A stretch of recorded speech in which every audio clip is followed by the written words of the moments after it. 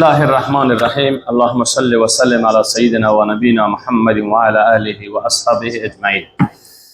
عزیزان گرامی، در این کتاب یک مسئله به اعتبار محبت و عشق امت به رسول صلی الله علیه وسلم داشته باشیم. یک مسئله خیلی زیبایی را پیدا کرد. اگر شما به این چانس نایل بگردین، الله چانس نصیبتان بکنه، انشاءالله خوشبخت نیکبخت میشوید.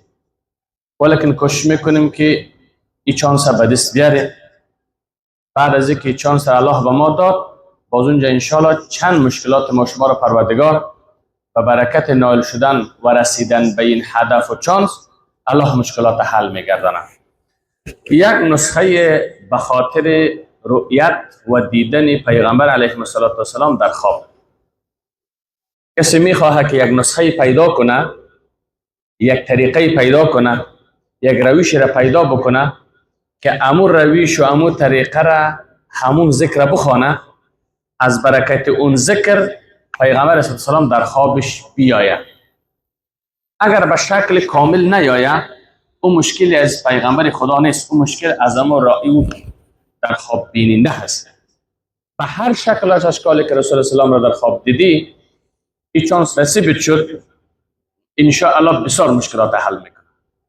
قیل من اراد ان یرى النبی صلی الله علیه و سلم، کسی اراده دارد، تصمیم دارد باید پیغمبر علیه السلام را در خواب ببینه. بیداری خود نصیب ما نشد، بیایم هم از این نسخه کار میگیریم و اخلاص امر اجرا میکنیم که رسول السلام را در خواب ببینیم. چی کنه؟ فلیصلی رکعتین نافله، باید 2 رکعت نماز نفل بخوانه.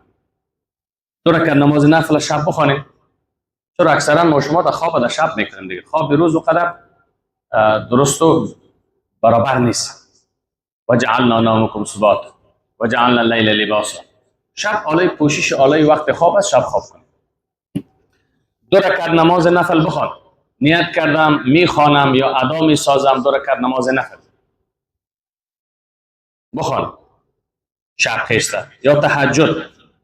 بعد از اینکه 2 رکعت نماز نفل پر خواندین، ثم لیقرأ 100 مره، بعد از آن 100 مرتبه بگو یا نور النور یا مدبر الامور بلغ عنی روح سیدنا محمد صلی الله علیه و سلم و ارواح آل محمد تحیة و سلامه رآه باذن الله. این مقدار جمله رو بخوان.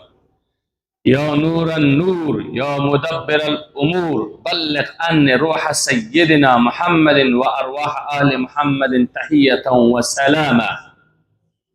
این مقدار جمله رو بخوان. این چند دفعه بخوان؟ 100 مرتبه بخوان.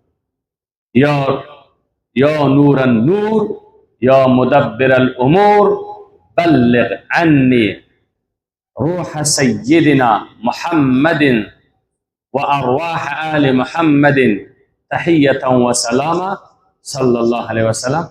در آخر ما شما درود بخوانیم صلی الله علیه و سلم. این میره 100 مرتبه بخوان. رآه باذن الله، میبیند به امر الله انشاءالله. امی آدمی که 100 مرتبه بعد از 2 رکعت نماز نفل خوانده، انشاءالله رسول اسلام را به خواب میبیند. و قال الامام سهیلی رحمه الله فی روض الانف، این بزرگوار میگه اگر کسی را 100 دفعه بخوانه، رسول اسلام به اجازه الله باذن الله انشاءالله میبیند در خواب. فایده دیدن همین آدم رسول گرامی چیست؟ یالا سیک فایده. اگر در خواب ببینید با چانس سیک، یک فایدهش کسی که رسول گرامی را در خواب دید، من رأى نبینا محمد صلی الله علیه و سلم، کسی که دید نبی ما را در خواب. اگر این خواب را در قشلاق بودی، در زمینی بودی که خواب دیدی که اون زمین اما قشلاق قد سالی آمده، باران نیست، خوشسالی است، خداوند متعال و برکت خواب تو اونجا را بارانهای موسمی نصیبش میگردن، خشک سالی ها ختم میشه از برکتی که تو پیغمبر سلام را خواب دیدی.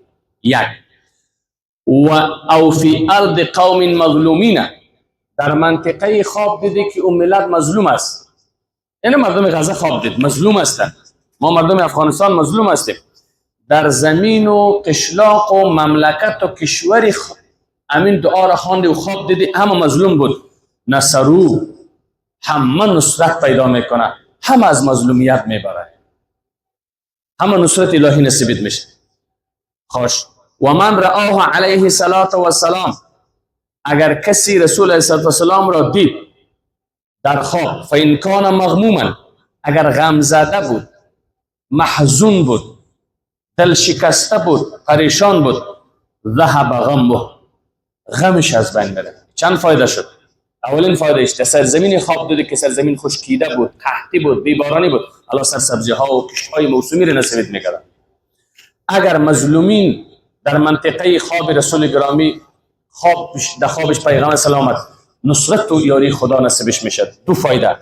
سیوم، هر کسی که غم و اندوه دارد، دل شکسته و پریشان دارد، غم از دلت میچینه میبره. چند شد؟ سه فایده. چهارمش، او مدیونا قضى الله دینه، انسان قرضدار، دیندار، مدیون، قرض مردم سرش زیاد است، دینداری بنده هست، هر کسی که رسول اسلام را خواب ببیند دینش خلاص میشه. دین تعالی برکت خواب دیدن پیامبر خدا از بین میبرد.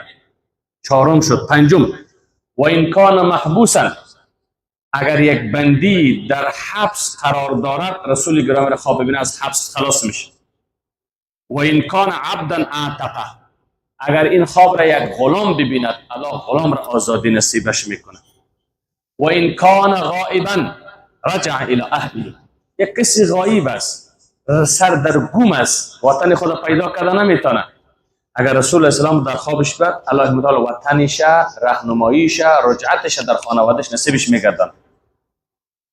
و این کان معسرا اغناه، هر کس رسول اسلام ششم فایده شاد بوده باشد، حسابش باز بگیریم. هر کسی که رسول اسلام را خواب ببینه، فقیر باشد غنی میشه، نادار باشد دارا میشه. و این کان مریضا شفاه الله، هشتم فایده یا هفتم فایده، هر کسی که پیغمبر صلی الله علیه و را در خواب نصیب شود، مریض باشد شفایاب می شود. کذا فی روح البیان، در تحت سوره و النجم، روح البیان صاحبش همین واقعه، همین اسناد نقل کرده است. اگر خواستی رسول اسلام در خواب دو رکعت نفل بخوان، از پشت ختم دو رکعت سلام دادن نفلت این دعا را بخوان، یا 100 مرتبه لیکن بخوان. یا نور النور، یا مدبر الامور، بلغ عني روح سیدنا محمد و ارواح آل محمد تحیة و سلاما. اینه میره بخوان. پس رسول اسلام در خواب میبینی. رسول اسلام در خواب دیدی، خداوند از برکت دیدار در رؤیای تو رسولش را چند فایده برات میرسن. اول، در زمین خشکیده دیدی، الله باران ها نصیبت میکنه، قحطی ها را برطرف میگردنه، سیلسالی ها را میره. در وطنی دیدی که همه مظلوم بود، الله برکت دیدار تو پیغمبر اسلام در خواب نصرت الهی نصیبت میشه. سوم، هر کسی که غم زده و غم دیده بود، ما بسیار غم داریم، 90% ما غم زده هستیم، غمت از دلت میره، میبرد غم ها از دل. سه شد. چهارم، هر کسی که قرضدار باشه الله قرضش خلاص میکنه. پنجم، هر کسی که تنگدست فقیر نادار باشه الله قرضش خلاص میگردانه. ششم، هر کسی که هر برده و غلامی که در بند رقابت یا مثلا رقبیت، این بردگی حاصل معناش، هر کس غلامی که در بند بردگی باشه دیره بخوان آزاد میشه. ششم. هفتم، هر کسی محبوس باشد دیره بخوان آزاد میشه. هشتم، هر کسی مریض باشه الله شفا میبخشه. یک نسخه خیلی زیباست دیگران، میره یک تجربه بکنید، یک در خوابتان رسول کریم علیه السلام بیاید، اینمی مشکلات پروردگار از برکت رویای پیغمبرش خلاص میکنه، این مشکلاتان حل میگردن.